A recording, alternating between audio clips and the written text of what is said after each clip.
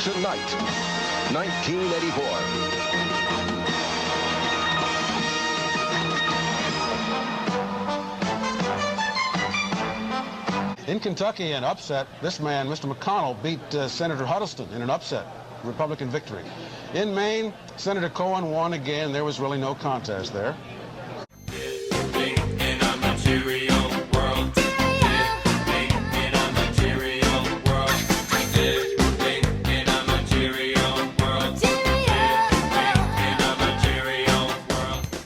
Senator McConnell, we're told, was hospitalized. Have you heard any word on him? I have. I spoke to him yesterday, and he was in good spirits. I mean, he was paying very dialed in, paying attention to what's going on, and indicated that he would be back soon. Yeah, he called me this morning before I did my radio show. We talked for about 17 minutes. You know, he talked a lot about the situation with Iran, talked a little bit about Ukraine and what's going on in Europe. I told him I'd been to the Teddy Roosevelt Library. We talked a little bit about the history of the vice presidency and how Roosevelt had transformed that in the modern presidency, a little history of the Senate.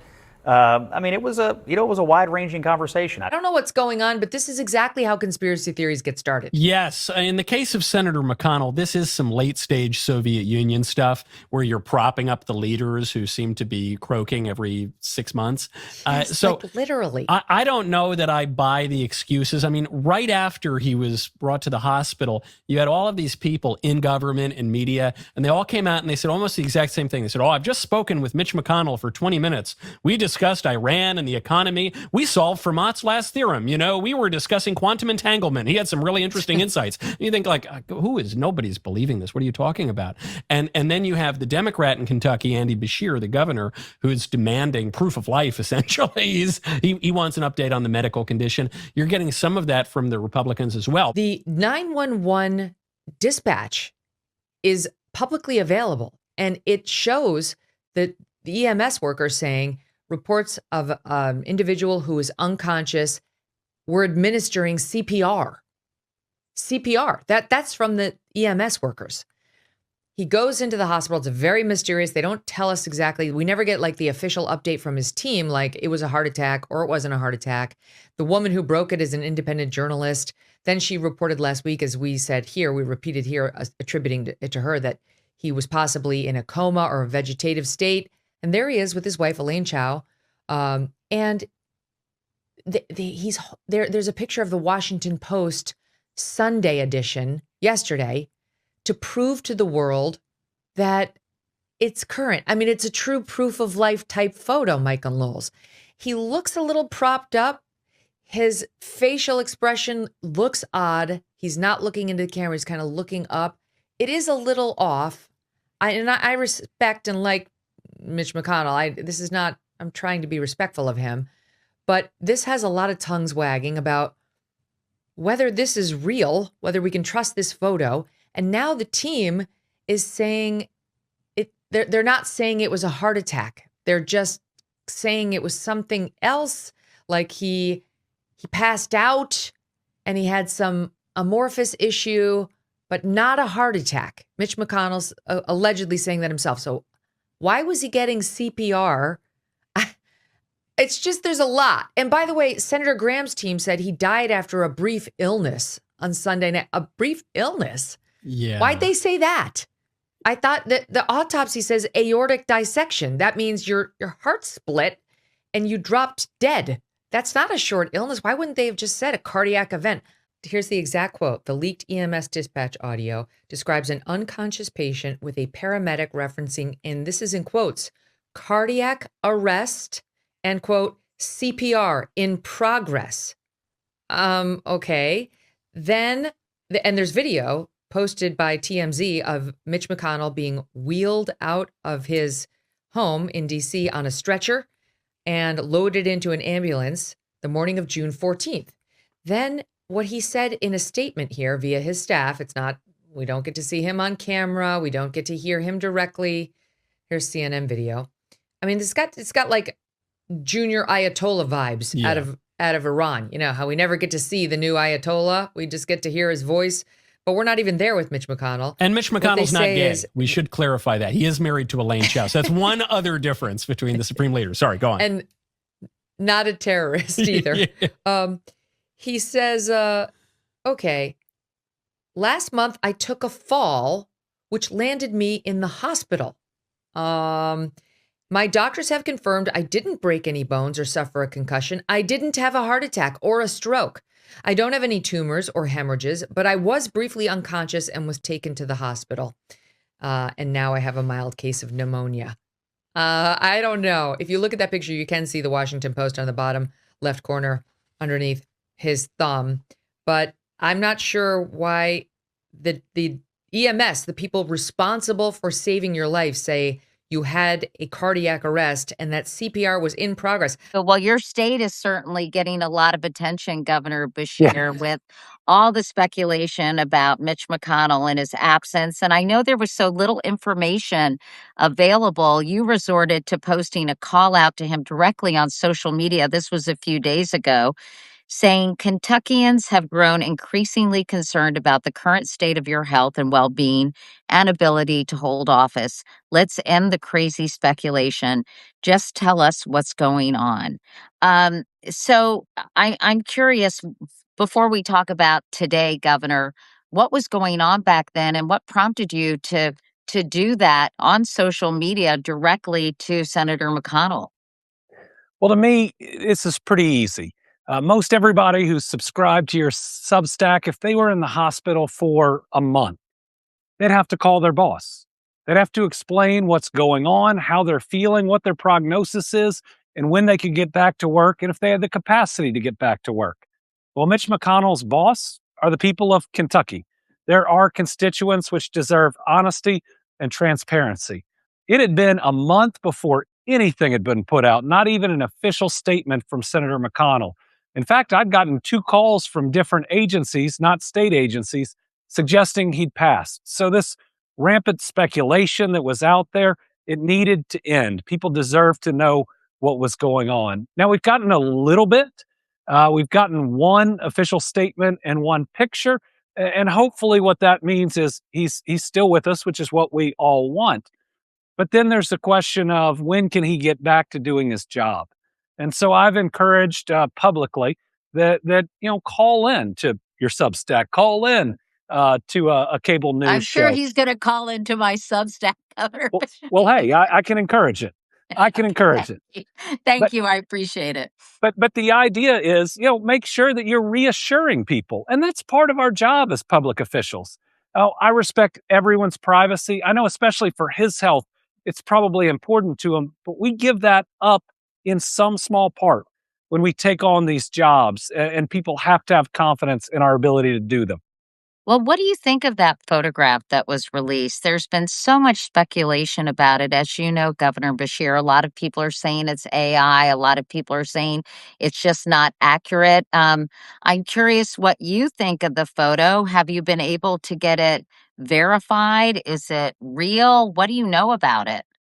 So before I posted, I sent a letter, an official letter, asking for an update, or at least asking him to update the people of Kentucky.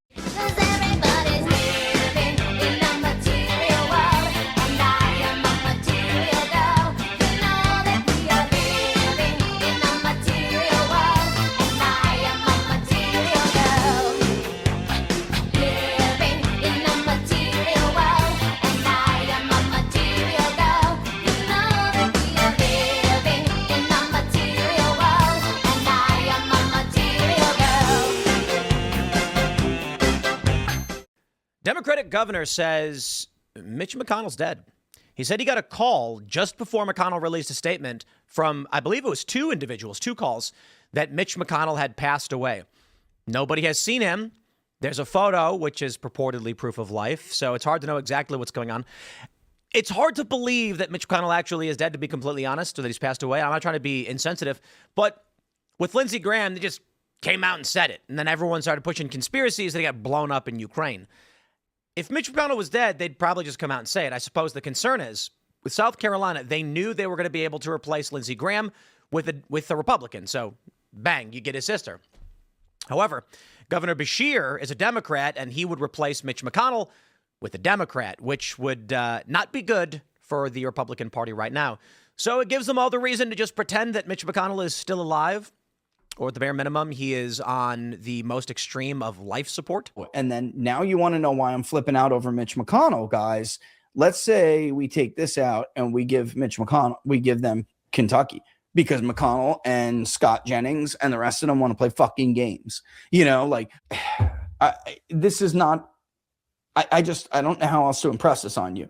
Robert and I were telling you last year that Ohio and Iowa are going to go or be close. And everyone laughed and everyone thought it was a joke. Iowa is now gone. It's gone. I mean, Ohio. Iowa could be closer. We'll wait to see how that goes. But I'm inclined to agree with Robert that if one is going to go, the other one's probably going to go too. That's just how this works. They don't understand why Donald Trump wins the industrial Midwest, the Rust Belt, and the Great Lakes states. They don't understand. They never got it. You can't start a war in the Middle East. You can't do that, especially not when everyone's most important issue is the cost of living crisis, jobs in the economy, wage growth. This was the last thing that they wanted you to do. Now they don't even view Trump like that. And for people who don't understand why this is important, Robert and I have gone over this it's ad nauseum, Robert. We can't keep doing episodes about the same shit over and over again. The margin on who you trusted to keep you out of war has mirrored the margin statewide in vote preference for a long time. It is extremely predictive. It was the first sign Hillary was in trouble in 2016 in the Midwest. It was the first sign that Donald Trump was in trouble in some of those states in the Midwest in 2020. And it was the first sign that Harris had no chance in hell to beat Donald Trump. And he held on and won those states. But that's because he's Donald Trump. The Republican Party has never been viewed like that. And now Donald Trump is not even viewed like that. Even the basic question every citizen has a right to, can he still do the job? Is he still thinking? And this is not a cruel question, but the guy is a sitting senator. And it's a question that matters because this is bigger than Mitch McConnell. We watched America do this with President Biden. Everybody could see their own eyes, something seriously wrong. Yet they were told not to believe their own eyes. Don't.